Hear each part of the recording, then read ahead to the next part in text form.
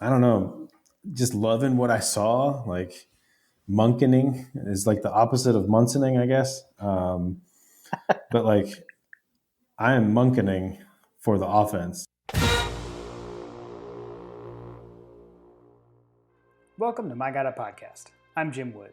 In this episode, my co-host John Powell and I review Georgia's 2020 season. We also discuss the recent coaching hires, a little recruiting, and we look ahead to 2021. As always, remember you can follow us on social media at My Gotta Podcast. And if you like what you hear, please subscribe, rate, 5 stars obviously, and review the show. If you leave us a review, you just might hear it on an upcoming episode. Now, let's join the conversation in progress. I'll have to remember how we do this. Wait, what are we doing? Yeah, is this on? Are we podcasting? What do I do with my hands? What do I do with my hands? All right, I'm gonna open up this beer. So this is your hometown. You got the hometown brew. It's brewed in Peachtree City. I'm surprised that you get that up in North Carolina. Well, so I don't. So a friend of mine was down in Columbus for a project. Okay. And so he asked me, like, do you want me to or he asked if I wanted him to bring me anything. And he had grander plans. Like, he was supposed to be there. He ended up not being there as long as he thought he was going to be. Mm-hmm. Because his plan was to stop by Creature Comforts, like the brewery in Athens. Mm-hmm. He's going to do that tomorrow, but he ended up coming home today. And he didn't get a chance to do that. But anyways, I had put in an order just like he was at Publix and tell me what they had. So he brought me back some Classic City Lager. I was out, and he surprised me with this. So I did not know this was coming. This is something he had picked up while he was out. That's awesome. That's pretty random. That's pretty random because even in Columbus, that's pretty far away because they're still fairly like new. Like Line Creek they've been around a few years, but they are still like slowly trickling. Like some of the like the Publix over here, you can only get like the First Crush. That's like their main one, right? Okay, so you know what? I think he actually, my guess is he got this at a Publix in Atlanta. So this is the what is it? The First Crush. First Crush. Yeah, it's good. But Tropical. Yeah, my buddy was in Atlanta and I think he got this at a Publix in Atlanta. Actually, I don't think he got this in Columbus. So that would make a little bit more sense. But yeah, they. It's actually one of the co-founders is actually my old soccer coach. Oh, really? Yeah, dude. He started posting these pictures and like posting about opening a brewery in Peachtree City, and I was like, "Holy cow! Like what?"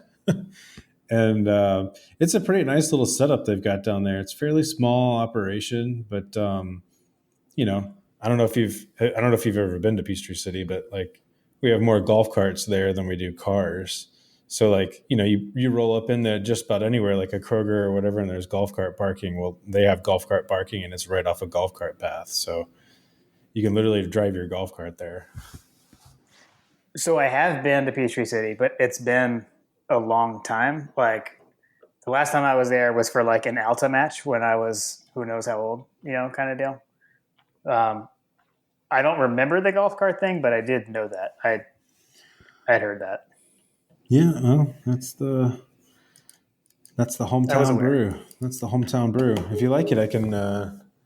It's pretty easily accessible, along with several other flavors. The more intense flavors, like the Christmas ale that I was telling you about.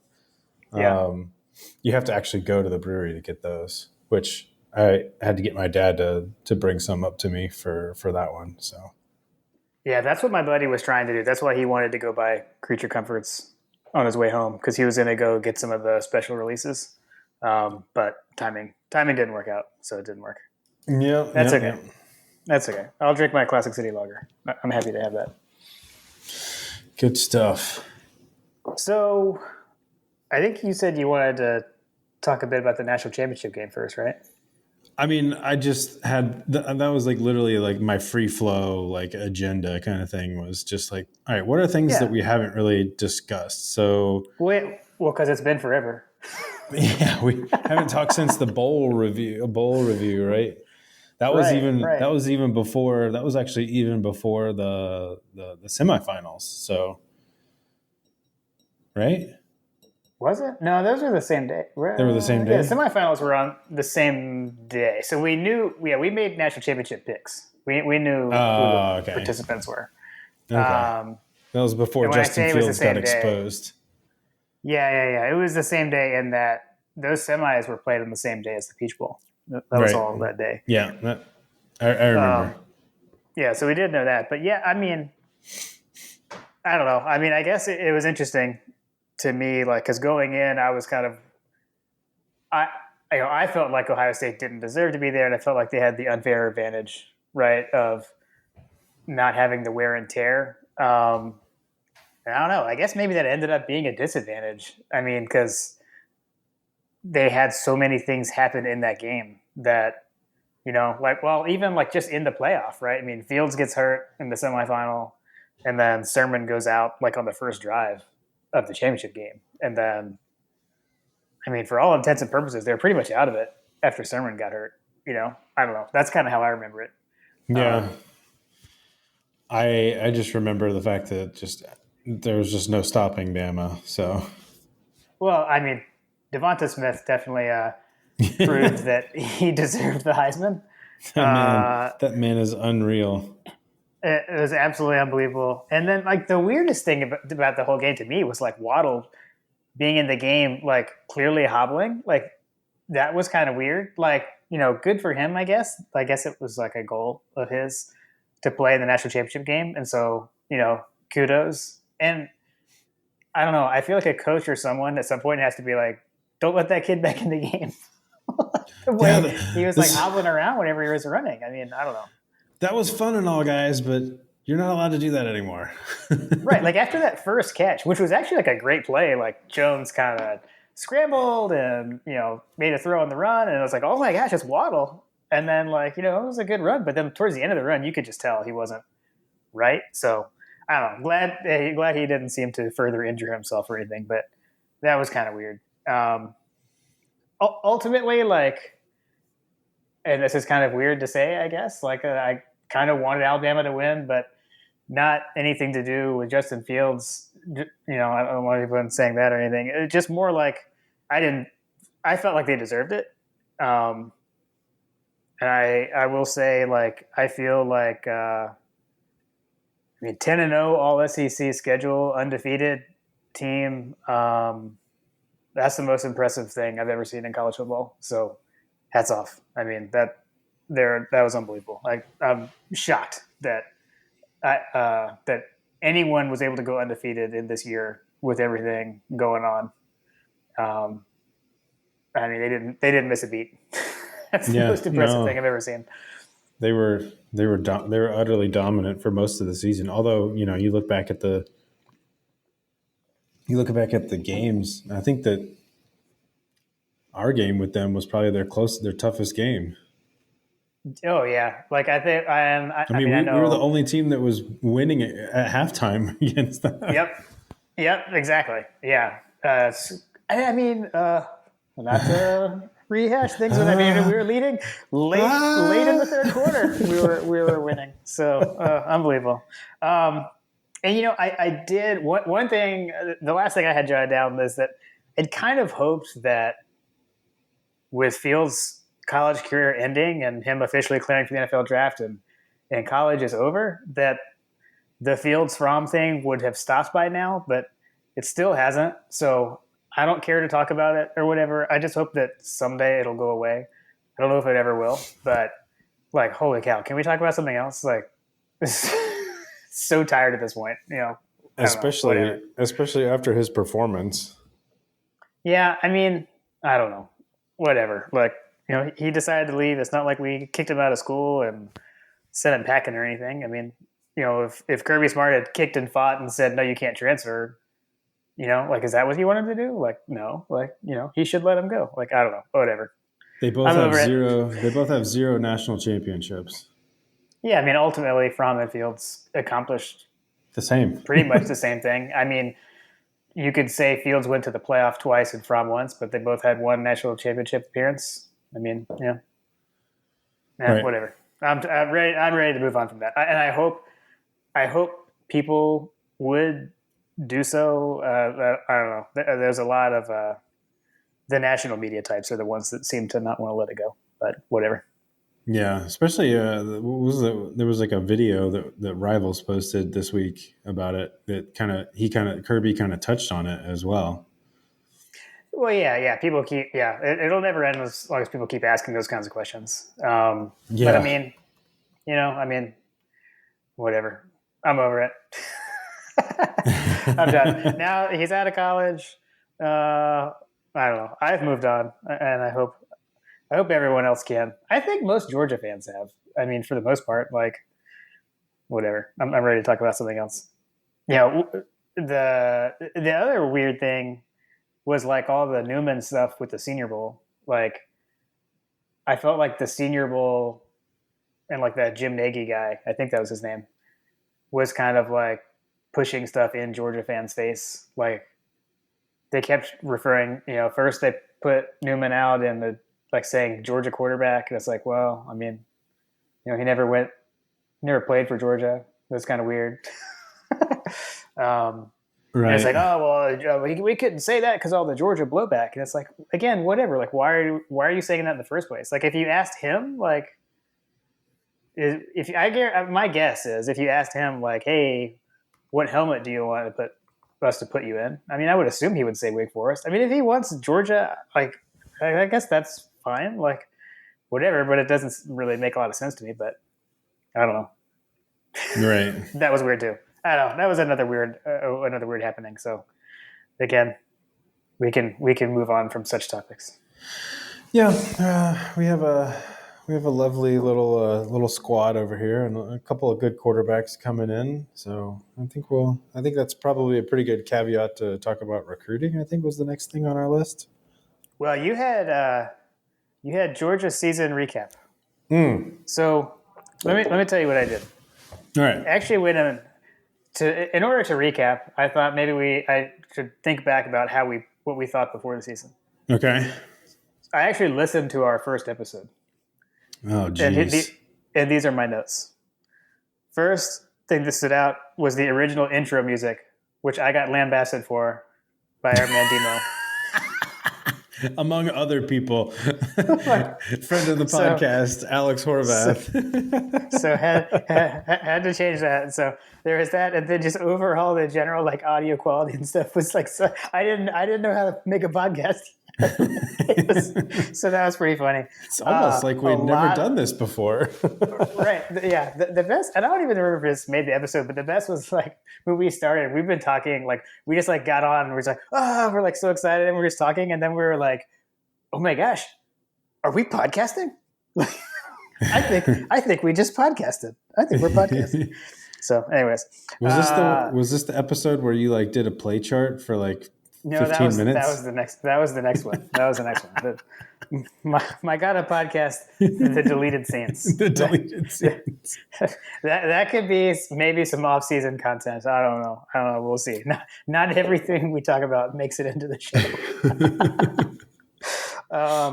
Okay, so there was a lot of Dwan Mathis love, which I was like so super excited about him. I got to give you some kudos. You had predictions. You called out like 3 defensive players to be keys for this season, and they were Nakobe Dean, Lewis Cine, and Eric Stokes. So I had to give you some kudos for that. That was good. I didn't write this down right. I don't know who asked this question. One of us asked, "Can Mike Bobo be good enough to save Will Muschamp's job?" No. The answer was sort of, because he's still employed. Amazing. And then we did we went through like some season predictions, and I'll quote myself. I said, "I don't see anyone going undefeated in a conference only schedule." Whoops, Alabama. But then I said for Georgia, I said 9-1 sounds right. 8-2, I wouldn't be shocked. 7-3 or worse, something went wrong, which I think was pretty much. I think I kind of hit it there. Although we didn't play 10 games, thanks Vanderbilt, but Yeah. and then the only other thing was you talked about that Coach O was kind of like Gene Chizik. So again, Nostradamus, John, twice in the premiere episode. Dude, So. seriously, like I feel like that there's going to be a smoking crater at LSU on the scale of Tennessee next year. Yeah. Oh my gosh. I mean, Unbelievable. all you had to do was go back in time and look at his record at Ole Miss, and then look at what he did like post Kiffykins at USC, and I don't know, man. I think Coach O is just one of those coaches that's kind of like Muschamp, that they're probably best suited in some sort of non-leadership head coaching role. Yeah. And just do what they do best. Right.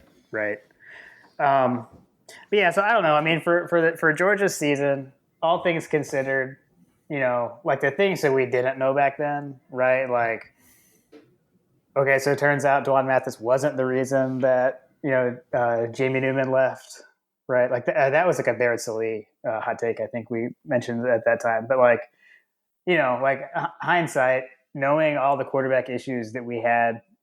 I mean, I think 2 losses is pretty good, and we were in both of those games somehow in the 2 losses. So I don't know, not the best season, but again, I don't know, season we weren't sure we would get football. It was overall good, and I think we're really set up well for next year. So yeah, no, I think that that's definitely something that. I can't believe, we had such little data to go off of. It's kind of like being optimistic last year about our offense with so little receiver play coming back. And so like hindsight's 2020. It's like, well, it turns out if you don't complete your passes, your passing game really sucks. Yeah. Well, that's the thing, it was like, I mean, we definitely had higher expectations of the quarterback play heading into the season than we got until Daniels was inserted. And I mean, we were loving the mailman hype when he came in. I mean, it was a great story. But his limitations were evident. So, all right, well, pretty quickly. I think we can. Yeah. So that was that. Let's see. You had next coaching hires. So, which, basically, like you just said, like a Will Muschamp, and have him focusing on, what he's good at. Agent Muschamp returns to base and is back home in Athens. Exactly. As an analyst. The prodigal son has returned. The question is, will he or will he not do the little shimmy at any point? I guess he can't be on the field during games. So, right? Or I don't know. Can he be on the sideline during games as an analyst, or does he have to not be there? We need to look up those rules because I'm not sure. I mean, I don't think that he can be on the field as like a coach, but pretty much. I mean, they have Matthew McConaughey on the sideline for all the Texas games, so why couldn't Muschamp be there? Butch Jones is on the sideline for Alabama games, right? So yeah. So he could do that. Yeah. He could totally be we're totally going to see him on the sideline next to Scott Cochran pulling Kirby Smart back. I mean, if Muschamp the get back coach? Like, is he the guy that's hugging Kirby now to keep them back? Exactly. Amazing. No, I think that's going to be a really good hire for us for a number of reasons. Because number one, it sounds like that based on the little nuggets that were coming out, that he at least was involved in some degree, and perhaps it was part of his interview process, was seeing how he processes information and things like that. But like, it sounded like that based on some of the rumor mill was that he was involved in the hiring for the secondary coach. So, Yeah. which is interesting to me that kind of stuff was coming up, because I think that someone mentioned that Muschamp was on an interview call with one of the candidates that we had interviewed via Skype or whatever on the conference call. So that tells me that they were pretty serious about having him involved in the defense to whatever degree that was. I'm not sure, but anything. I feel like that Kirby is basically recognizing that he's got an offense, he's got a quarterback, he's got literally 90 something % of his offense returning. He's got all of his defensive line, most of his linebacking core, and the biggest pain point for the offense or for the defense moving forward is going to be the secondary, which frankly was one of the biggest issues all season long for them.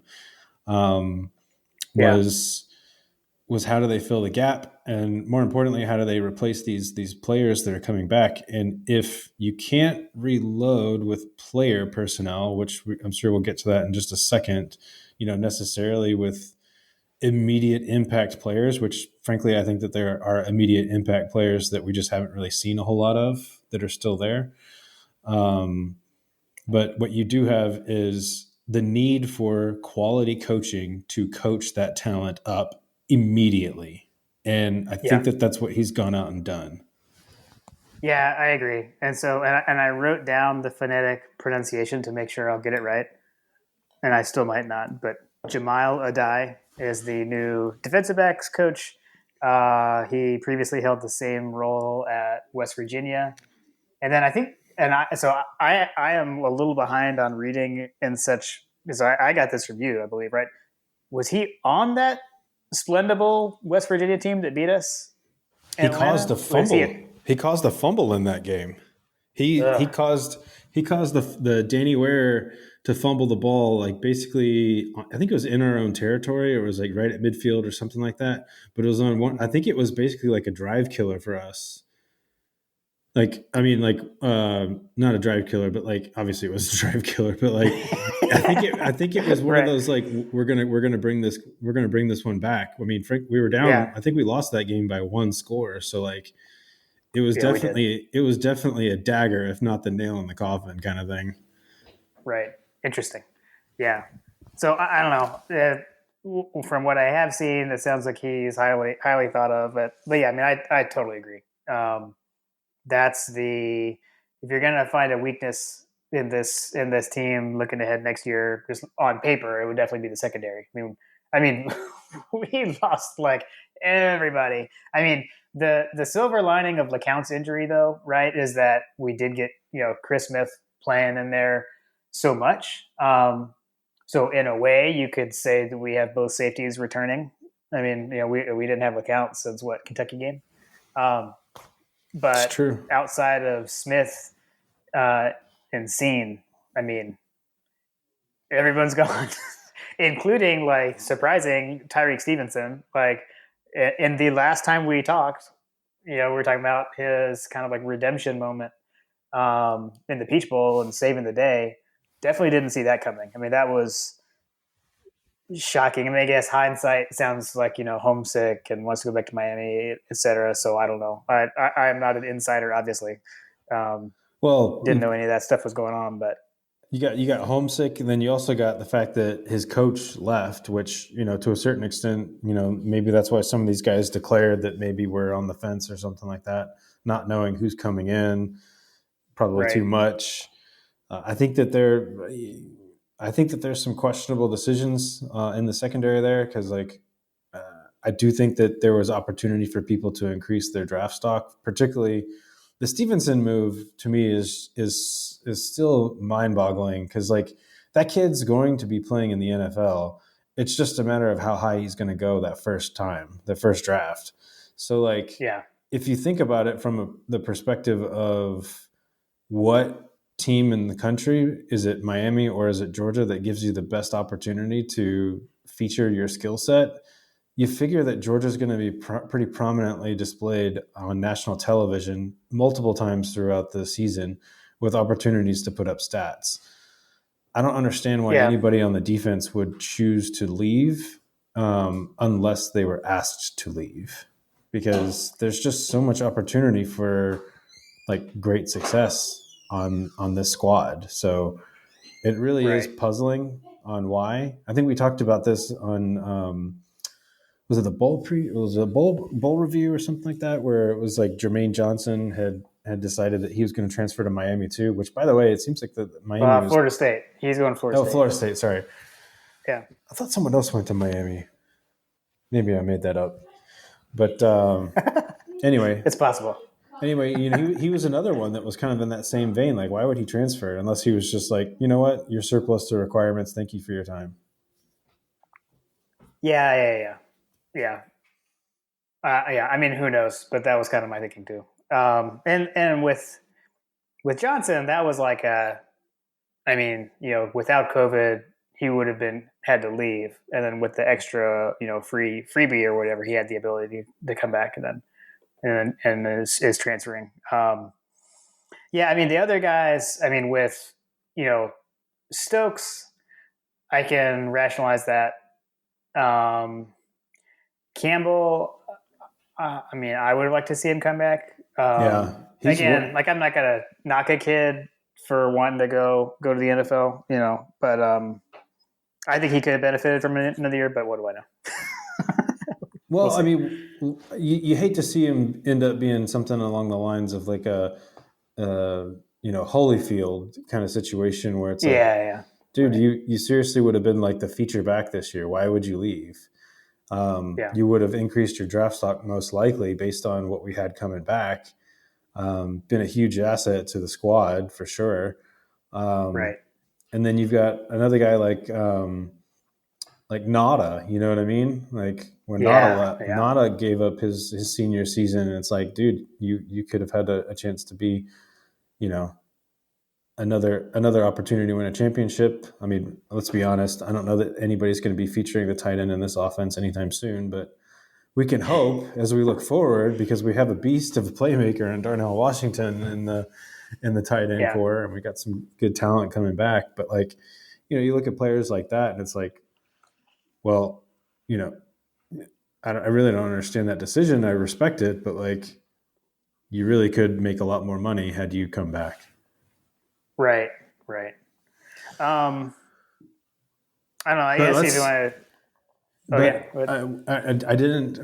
We could insert this into the conversation about Jamial, but dude has an elite beard, and I will talk about this thing every time, because every picture I see of this guy is like, dude, that's a killer beard, man. It's almost like oh dang, I forgot his first name, but DeAndre Swift's dad. It's like that. It's like that level type beard. That's awesome. That's what he reminds me of. Plus, the guy's like a lights out recruiter, and I don't know if you mentioned the stats that I had found or whatever. I can't remember who brought it up. I think it might have been Seth, but like, you look at it and the defense that he was able to put together with, West Virginia, they got some 4-star players. They got some mostly 3-star players, 4-star players. I don't know if there's any 5-star players on that squad. And they led the nation in pass defense, basically. And those are the kinds of numbers. And that's in a pass-heavy league, too, right? Exactly. In Big 12. Exactly. So you look at that, you look at stats like that, you look at some of the passing numbers, you look at the talent level that he was able to pull in, and then you transfer that to the SEC, where you got better athletes, better facilities, better coaching, better resources. I mean, I don't really. He was also a top recruiter in that conference, which I don't know what that means, but sounds pretty good to me. Obviously, recruiting is a big part of what Kirby's all about, because Kirby's shown that he can bring talented defensive backs to this team. And so if you're bringing talent on talent and you got coaching to come back up with it, that's going to be a recipe for success this year as well as in the years to come. And it sounds like that they've paid him a pretty penny to stick around. Yeah. I mean, Yeah. he's the second Yeah. highest paid. He's the second highest paid. Or no, he's the third highest paid coach on the defensive staff. Gotcha. Yeah, I mean, it's like we said before. I mean, because we've got we lost a lot. We lost a lot of experience. We've got a lot of talent behind them. They're just raw. And so, I mean, essentially bringing in two defensive backs coaches, I would say, is a strategic move, right? Based on just that, right? I mean, we're in a window right now, right, where we've got a lot of talent on this roster, and that seems to be like what we said, like the deficiency or whatever, the weakness. Um, and Kirby, I mean, he's attacking it, right? I mean, he's getting creative to solve that problem. So I don't know. We'll see. Hopefully that pays off. Yeah. As far as the if anyone's wondering like what's going on, like how are we going to do this, like I mean, 2020 was a gap year for us, a rebuilding year for us, and I think anybody that watched in detail and follows it as closely as we do, or as any of the other guys do, like Graham and Josh and those guys, but like anybody that looks at this team in depth feels like we missed an opportunity, even with some of the deficiencies we had on the offensive side of the ball, because the plays were there. The plays were there in both losses. So like, yep. Kirby addressed the concern that everybody has been knocking him on is, Kirby runs that old man offense or whatever. Like he needs to evolve to the modern day. Well, he went out and he got a top tier offensive coordinator that was very innovative, that literally changed the offense on a dime. Yeah. All of a sudden, our wide receivers, who largely were here the year before, are getting open, and we have opportunities downfield. Well, Yep. the problem is we didn't have a quarterback, and frankly, we did have a quarterback. He solved that. He brought in two of the best quarterbacks in the country. It just so happens that one of them wasn't well enough to play, and the other one opted out 2 weeks before the season. That left us in quite a bind. So yep. Now, as we look forward, you're looking at it like, well, we still have that badass offensive coordinator, and we've got some good quarterbacks that have now filled. Like we literally suddenly have 3 5-star quarterbacks back again. Yes. It's it is crazy. So I mean, he obviously looked at his team again for the second year in a row and said, our biggest weakness is here. And he immediately filled the gap with it. And I feel like that we still haven't filled it completely, because even though we were recording this the day after National Signing Day, there are still a lot of talented cornerbacks that are still in the transfer portal. And there's a couple of guys that I'm looking at, like, I think that West Virginia has one, which, shocker, we have West Virginia's former defensive backs coach in here. So it's possible that maybe some guys will follow him there. But then you've also got, I think that there's a defensive back from South Carolina, which surprisingly we have his former coach on staff too. Yeah. So I have a feeling that we're going to get a pretty high profile defensive back from the transfer portal, because we missed out on the 5-star kid from what was his name? Tryon or something like that. I can't remember what his name was. The kid, he picked Bama, right? He picked Bama. Yeah. Which, I don't know how immediate of an impact he was going to have on either one of our teams, but, we missed out on a defensive back. And, when you miss out on a player like that, when you have a position of need, the smartest play to go is to go to the transfer portal and get someone with experience. Yeah. If we could find like a Maurice Smith, remember that guy in Kirby's first year? I mean, that guy was amazing. Find somebody like that. That'd be awesome. I believe that there is a former Alabama signee that is in the transfer portal as well. It was like a 4-star guy. Yeah. It's funny because you say yesterday was National Signing Day. I mean, the early signing period has ruined the national holiday of signing day in February. I mean, yesterday was like, I didn't even notice. Like this was even more calm. This is the most calm I feel like February signing day since they started the early signing day. And I guess maybe that's just because we didn't sign anyone. But we did all of our work in December. I don't know. That whole thing is kind of weird. That's one of those things where, like, when it was coming and all the talk about it beforehand, like, I was all for it. Like, seemed to make sense. And I guess maybe it does. But now, like, and again, kind of hindsight deal, it's kind of weird that, like, you're in the middle of season and you have signing day. Like, I don't know. That seems kind of odd at this point. I don't know. The olden days of Isaiah Crowell holding up the bulldog, those are fun. Well, Like, I kind of like that. I think you've got that plus the fact that these massive like media events are not actually happening for these signings anymore as well. Like now True. it's like everybody's dropping their own hype video type thing. That's true. So because you can't have that big a gathering for COVID reasons or whatever. True. Yeah, I mean, I personally would rather have everything wrapped up and not have to worry about these last minute flips like the Montrevious Adams or whatever, the guy that was the offensive lineman that everybody thought was going to be signing for Georgia but ended up signing for Alabama or Auburn on signing day. And Yeah. I just remember being so devastated by that.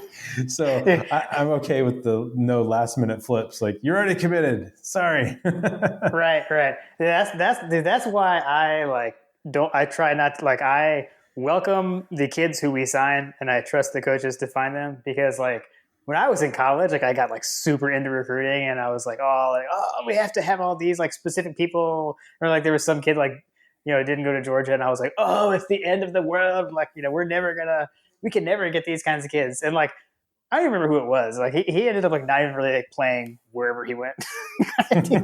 So I don't know. But I welcome all the dogs that we do have.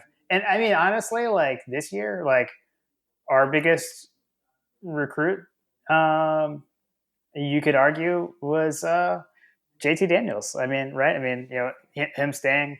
Obviously, we got Vandegrift coming in, and he'll have a spring, which is nice. But it's nice to have a returning starter, and not having to be breaking in a true freshman quarterback. I would argue our biggest recruit this year was Jordan Davis, but that's just me. Well, okay, yes, you're right. You're right. You're 100% right. I don't know that necessarily to what degree he was seriously considering. I mean, frankly, JT Daniels would probably be in the same boat too. Like, I don't know to what degree that he was seriously considering. Well, I would say, yeah. I mean, I was not shocked at all by Daniels. Like, I was assuming he would come back. Like, that kind of was weird to me. People were saying he wouldn't. Right. Are you talking about but initially? Davis just on his size, right? His size. I mean, there's not many guys like that. Mm-mm. So if he left, I would not have been surprised at all. So yeah, you're right. I can't believe I even said that. It's almost like you didn't even watch It's almost like you didn't even watch the Peach Bowl, Jim. I mean, we have probably one of the best player gifts outside of the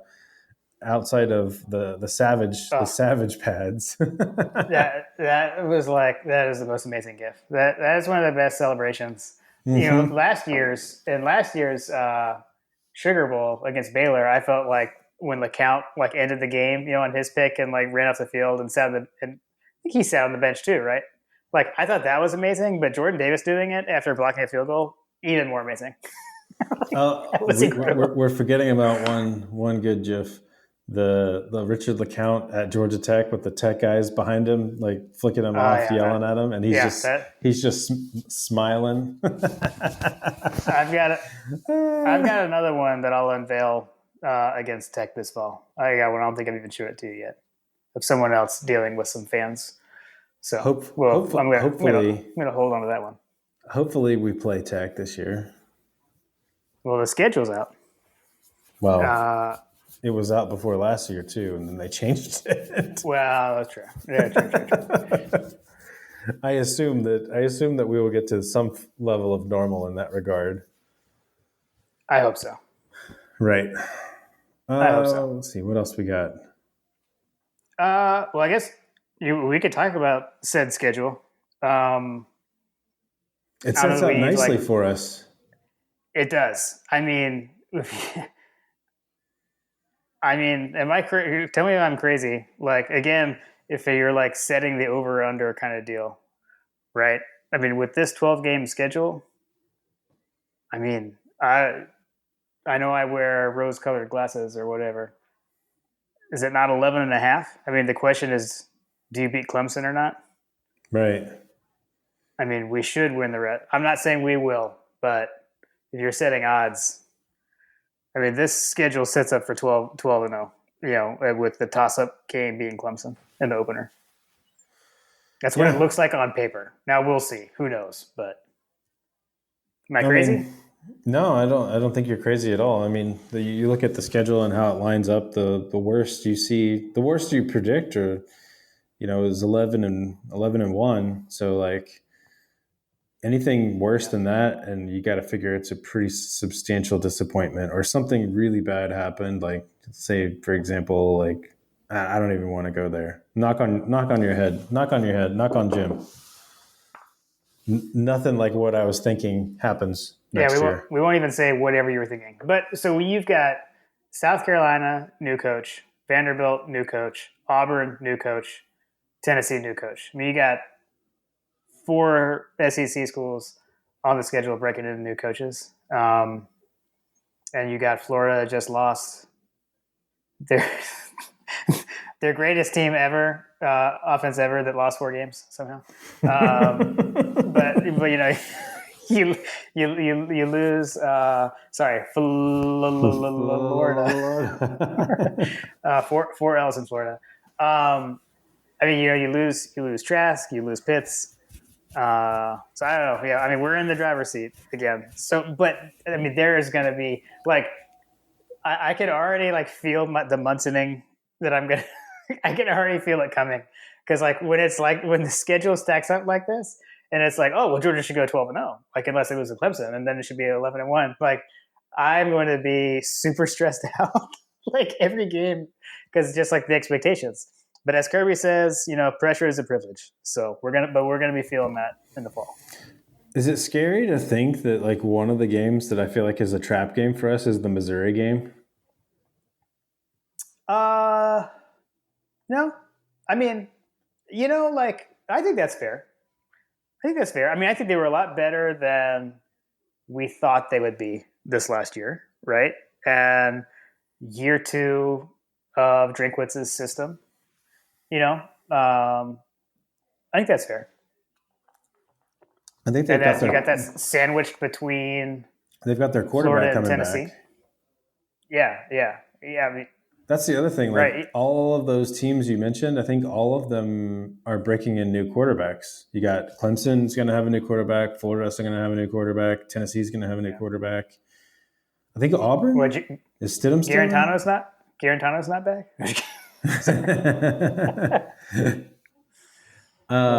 Isn't Auburn breaking in a new quarterback too? Nix is still there, right? Bo Nix, that's what it was. Yeah, I guess you can count him. Nathan Lawrence says he should be a tight end. He should be a tight end. Is he a senior or is he a junior? I can't even remember. He's like a junior, right? Because I feel like is he going to have a Trask-like season? Ugh, that'd be the worst. I don't think he has the Bobo accuracy. Goes there and he has like a crazy breakout season. So if Bobo is the offensive coordinator, is it the Bobo? We talked about that last time because didn't we already know he was staying at South Carolina? That whole thing is weird. Like that South Carolina staff that got put together initially by now I'm blanking on who was their coach? The old Virginia Tech coach's son. Oh, Shane Beamer? Shane Beamer. Yeah. I mean, like, he was being all praised for putting together that staff, and it's gotten like rated since then. So I don't know, that's kind of weird. It's definitely strange. It's kind of I don't know what's stranger, that scenario or the fact that Kevin Steele is going to get 2 paychecks from 2 SEC teams off of the same offseason firing. It's so weird. I mean, that Tennessee, like, holy cow! I mean, what a mess. And like Aaron Murray has to be like so like head held high with like Feinbaum, like, oh, I don't care what Aaron Murray says or whatever. Aaron Murray was right about Jeremy Pruitt, I would say. I mean, I don't know what an absolute mess there. And then they bring in the Central Florida AD, and then he just brings the Central Florida coach. Like, I don't know. That whole thing seems weird. We're gonna Conference USA our SEC team. Right. Which, like, man, like, talking about like feeling old with this stuff, like, like Bobo was Georgia's quarterback like when I was in high school. Heupel was at Oklahoma like when we were in college, or like thereabouts, right? Like, oh my gosh, he was like the Heisman winner or front runner or something like that back in the day. Yeah, he was their quarterback when they won the national championship, right? For Stoops, was he? Am I getting that right? I think it was. That doesn't sound right, but it wouldn't shock me. We gotta Google that because, like, or was he the one that? Yeah, who was that? I remember Nate Hibble was on that team because he was one of the guys that Quincy Carter ran off from Georgia. That's funny. I'm doing the Googles. Me too. He was an All-American, won numerous medals. Yeah, it led Oklahoma to the BCS National Championship. 2000. See, there we go. In 2000. So yeah, okay, so you were still in high school, right? That was like your senior year of high school? So I would have been in school at that point, is what I'm saying.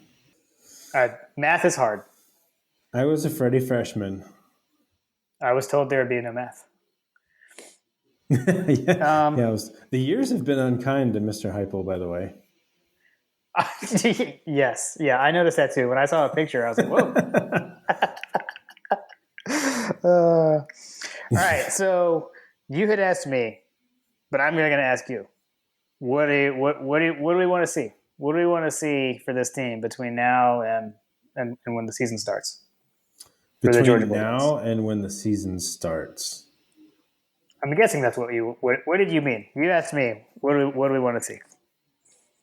I want to see an actual off season, an actual spring season, and an actual fall camp. Like, that's what I would like to see. But obviously those are somewhat out of our control or whatever. But like, I just want to see healthy bodies. I want to see some progression on the strength staff with these young guys. I want to see Keely Ringo have an absolutely breakout season. I think he's going to be a key for us next year. I don't know if you saw the tweet that his mom sent out. I only saw it because someone retweeted it, so I was like, oh. Yeah. Yeah, so he clocked a I don't know what the time, I can't remember exactly what the distance was or whatever, but he clocked like 22 miles an hour, and Arian Smith clocked like 21 something miles an hour. So if Keely's running faster than Arian Smith, that would be very, very awesome for us for a number of reasons. So maybe we would have someone that could catch Devontae Smith. Hey, we do not have to worry about that guy anymore. They're gonna have somebody out there. They're gonna. I know they will be someone, but not that guy. I've seen enough of that guy. It wasn't Diggs. Who's the other guy that they had? Oh, and he. Well, somebody's gonna have to catch up to the wide receivers that Clemson has for sure. Yeah, I mean they do look scary, and their like whole defense came back basically, right? The whole defense, that's right. Yeah. So I don't know. I mean, that's gonna be tough. That's gonna be a tough game. But yeah, I mean, I think that, like I said, Keely Ringo is going to be key on the defense, in my opinion. I think that whole secondary is going to be, what do you want to see? I'd like to see us be able to cover better on the secondary side of the ball, so that it can give our defensive line and our linebackers more opportunities to create some havoc down in the trenches on the defensive side of the ball. So, yeah, that to me is going to be the key for me, because I feel like, and maybe this is just, I don't know, just loving what I saw. Like monkening is like the opposite of munsoning, I guess. But like I am monkening for the offense because we are going to return some weapons, and you like to think that a healthier JT Daniels is only going to get better. Yeah. The kid threw up stats that under normalized, if you normalized for his number of games, that kind of stuff or whatever, he probably would have been in the top 5 in the nation of quarterbacks. So the kid's got some talent, and he's got a lot of talent around him and a lot of weapons around him. We mentioned Jordan Davis coming back. We'd like to see him stay healthy.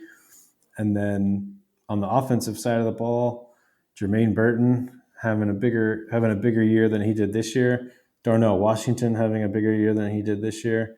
And James Cook just doing James Cook things. I don't know that we necessarily have to have Zamir White having a big season, as long as James Cook stays healthy. I think that those two are going to share quite a load. Yeah, I mean, everyone, not everyone, except for the secondary.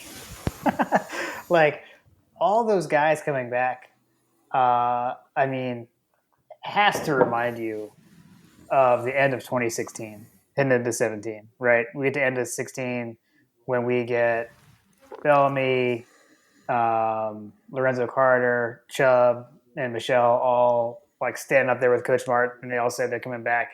And then, it didn't happen in person in a press conference this year, but I mean, that whole like run it back, unfinished business, I mean, that gained momentum. Like like when all those guys started tweeting that out and announcing that, you've got to wonder, like, did that convince some of those guys that were late to announce? Like, did that play? They see, all these guys are coming back. Like, I want to come back too. Like this could be special. With White and Cook, like I was hoping for one of them to stay. Yeah. I didn't think there was any way they would both stay. I was hoping if we could if just one would come back, then I would feel a lot better. To have both of them coming back. And like you said, just James Cook doing James Cook things. I mean, Monken figured out how to use him, which 2 previous offensive coordinators could not for some reason. So that excites me too. All right, here's I had 3 things to write down. 1, JT Daniels fixes the underthrows, maybe via mechanics. So we've seen some stuff on Twitter, people talking about throwing off his back foot. Right, and then so the ones that I noticed was when he goes, "Hiya!" That's actually when he's stepping into it. So like when he does that, like that's actually good. That's when he like steps onto his front leg. But a lot of times, yeah, he does. And we talked about it, like after the Mississippi State game, how he gets this like full body thing. And I can't remember whose thread this was, but they were showing like some of the poor mechanics. And it is kind of weird. It's like he's a big dude. Like he shouldn't need to do that. But it seemed to be because he's kind of leaning back a bit. So I don't know. Hopefully an off season with the staff, and like you said, a spring, a summer workout, and fall camp, can fix that. Because I mean that's really like kind of the missing piece right there for him. Maybe some ball security stuff. So that's the first thing. Second, Jamal and Muschamp coaching their butts off with the secondary, coaching up to the young guys and getting them ready. And then I can't believe the offense. I can't believe I didn't say this before, but the offensive line, the consistency on the offensive line. Yeah. And again, I think we've pretty much got back the line that was there, in the Peach Bowl. Mm-hmm. Right. So we got a little bit of a preview there. Bring some of those guys along. Yeah, for sure. And then continue to take what the defense gives you. Like, I want to see us do that in the fall. I don't know. Look for the check down. Yeah. And speaking of like with the offensive line, right? The amount of former head coaches that Kirby continues to surround himself with, I think is good, right? That's a good And we point. just added another one in Will Muschamp. So I don't know. I like it. The future's bright. Like it. I'm excited. I'm excited. Another point or thing that I would like to see, which I don't know to what degree it's realistic for next year, but if for some reason, and again, knock on yourself, Jim, if for some reason JT Daniels doesn't come out and continue his form or has a senior slump or something, whatever, like I really hope that they have some sort of plan for whoever the next guy is going to be. So if it's going to be, Vandegrift, if Vandegrift is the heir apparent, then I really hope that they have some packages that they try to set up for him so that we don't find ourselves in a scenario where someone transfers Carson back or whoever it is, that we find ourselves into another Justin Fields situation. So I will say, like, one of the all SEC schedule was awesome from a fan perspective in that there's no days off kind of deal, right? And you don't have these snoozer games. The downside of it is you don't get these games where you can, like we kept talking about, right? Like you kept hoping to see us empty the bench, and we kept not really being able to. And there was like the one game where like we finally could, which was like Missouri, right? Like when we finally had to like empty the bench because we were up by so much. We've got those directional schools on the schedule next year, right? Where we should be able to do that and get Vandegrift in the game, right? I mean, he'll step on the field. He'll get to play. I don't know how many you think so? meaningful snaps or whatever he'll play. I mean, against UAB and Charleston Southern. Do you think it's going to be Carson Beck, or do you think it's going to be Vandegrift? No, Vandegrift. I think Vandegrift.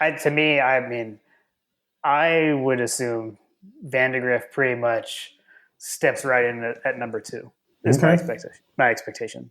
Wow. I could be wrong, but that's my guess. Okay. I mean, Fromm did it, right? I mean, Fromm stepped right in as number 2. Did he? As a freshman.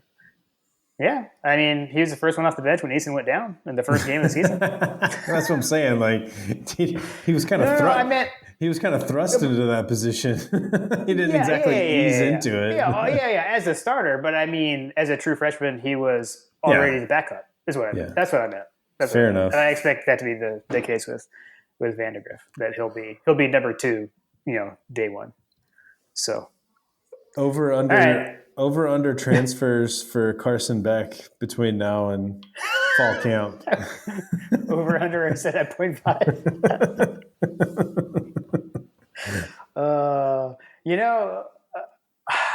I don't know. He had a tweet that was like just like emojis, right, or something. He tweeted out something along the lines of like control what you can control, kind of thing. Yeah, I mean, I don't know, man. Like, I hate to like tell anyone what to do and like what do I know kind of things, but sometimes those kinds of things work out. I mean, if I look at DJ Shockley, look at Hudson Mason, guys ended up getting that 1 year. Yeah, I don't know. You never know. I'm trying to think like like this past year, I mean, shoot, if like, who's it? The John Rice Plumlee, right? That like ended up not coming here and went to Ole Miss. Like if he had stuck with his commit, who knows? Maybe he would have been that guy. A lot of stuff. Who knows? You never know. Yeah, I agree. All right. I don't know. You got anything else? We had a couple other non-Georgia football things. Non-Georgia football things. Yeah. No, I don't have. Or did you have any more Georgia football things? Because I had some non-Georgia football things. I don't have any Georgia football things left to say. Did we forget about any big stuff? I feel like we forgot about something big that we are going to be like, dang it, we should have talked about that. Well, we talked about the unfinished business. That was something I wanted to make sure we talked about. Only thing is, there's still a couple of guys that we still don't know if they're going to be back for like an extra year. In Rochester was the guy that I kept predicting might come back for like year 6 or whatever it would be at this point. And then D-Rob. And then I think Walter Grant actually is also could come back. We've seen 2 seniors say they will come back, in Schaefer and Wyatt. So I don't know. We'll see there. But that probably isn't what you were thinking we were missing. I can't think of anything off the top of my head. I'm sure there is something. It's been a long time since we talked. I'm sure we missed a ton of stuff. But yeah, seriously. We'll talk. We can talk again. So I did want to say, like, Georgia basketball is such like a puzzle wrapped inside of an enigma. Like, it's just like the weirdest season. Like, they go like undefeated in non-conference, and then like can't win a game, and like, you know, lose 4 in a row or whatever, and then like in a season that you've beaten Kentucky, but you're still like, what the heck is going on? Is just so weird. So like, college basketball is definitely playing out how I kind of thought football would play out, and like we were like, you know, COVID year, everything's going to be crazy, and then it's like, well, Alabama went undefeated and won the national title. Like, you know, exactly, it's kind of par for the course. But basketball is like nuts. Like, Duke is not good. North Carolina is not good. Kentucky, I mean, like, that is not Kentucky who we beat. Like, I don't know what that team was. Like, that is not what Kentucky basketball that I know looks like. I mean, it's still awesome to beat them. And I was like super excited and like ran around my house like an idiot, celebrating. And like, that was awesome. But man, it has been a roller coaster of a year with Georgia basketball. I still watch all the games, you know, and like I say, like, being a Georgia basketball fan is like the hardest thing that I do. It can be hard to watch, and this season is no exception. But hey, we beat Kentucky, so you can't take that away from us, and that was pretty awesome. You know, close to a buzzer beater. I mean, they got off a heave at the buzzer, I guess, that missed, but I don't know. We'll see. And they keep winning. I mean, they're on a 2-game winning streak. You know, who knows? Anything can happen. I mean, there's always a chance to make the NCAA tournament via the conference tournament. You know, you've got that automatic bid chance there, but who knows? I don't know. The whole thing's weird. But so there's my Georgia basketball minute. Yeah, I think wasn't there like a weird win here recently, like a really tight win? Well, so there was the, the Kentucky one was like a buzzer beater, basically, like I said. But then like we got waxed by South Carolina. And then and I'm probably missing some games or whatever, but in the South Carolina, like, they have like hardly played any games. Like, they had a COVID issue or something. They played like way less games than us. But then they beat it was Auburn. It was the Auburn. Beat Ole Miss and then beat Auburn. Yeah, the Auburn game, like, that game like shouldn't have been as close as it was. Right. Like, there was a lot of like that was one of those games like the last minute took like forever. a lot of fouling, and full court press thing kept it kind of a little closer. The final score was a little closer than the game was. But yeah, I don't know. I will keep watching, and I'll keep cheering for them like I always do. But it's been a interesting year in college hoops in general too, I would say. But yeah, this whole thing. I mean, what was it? Coach K is having a bad year too. Oh yeah. They're really struggling.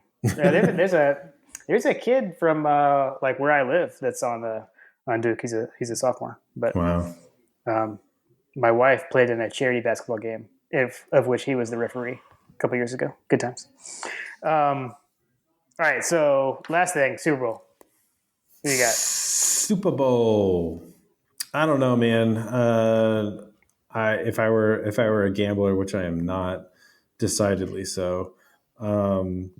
If I were such a gambler, I would probably pass on this game because it just seems like it's just so tight. Because Mahomes is talent. You hate to bet on that, but you definitely don't want to bet on against Tom Brady in a Super Bowl. And Yeah. I have a confession. I am a Tom Brady fan.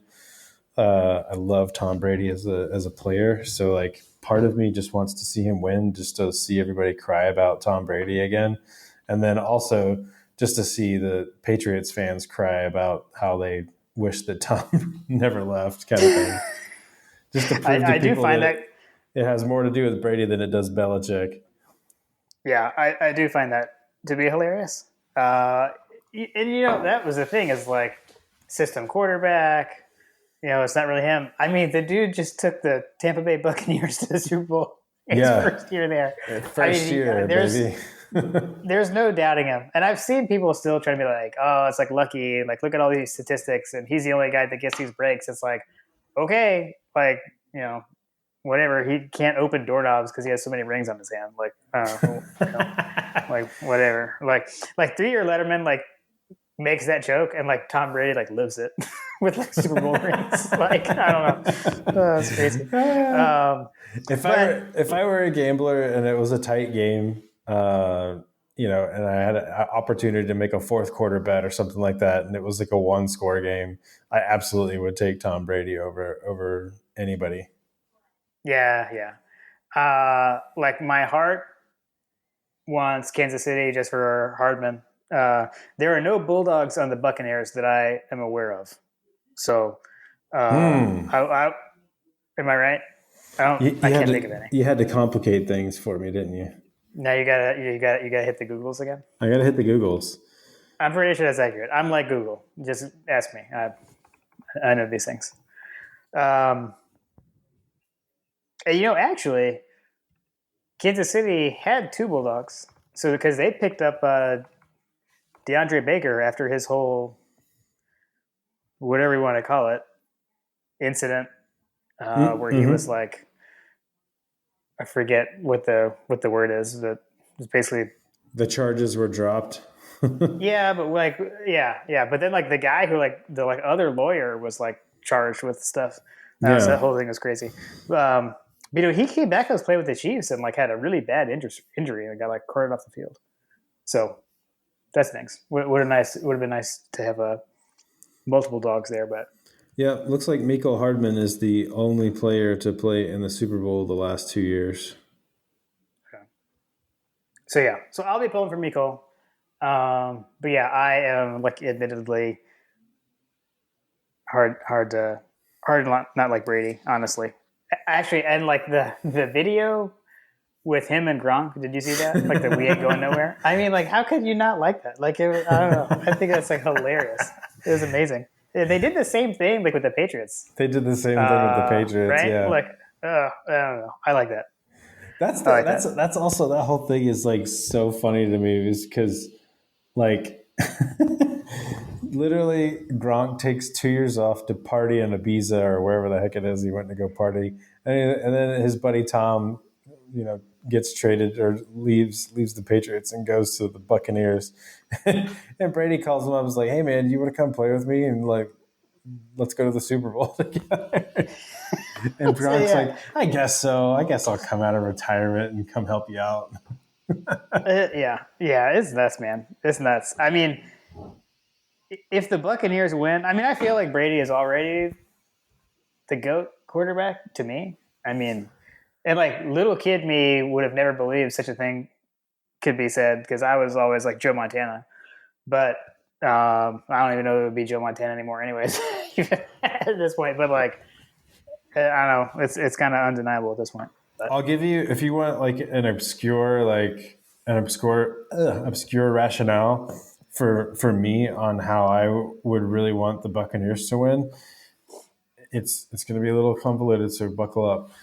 So the Bucs are owned by the Glazer family. I think I know where this is going. It's Malcolm Glazer is the original owner. I think it's Joel or whatever his name. The son is now the owner because his dad died. But they also own Manchester United in England, which is one of my big teams that I follow for non UGA related content. See my Twitters. Right. And my thought process is that if the Buccaneers win, it will bring a lot of money into the family business, which will hopefully, fingers crossed, hopefully mean that they will actually buy a defender that can actually defend in the Premier League.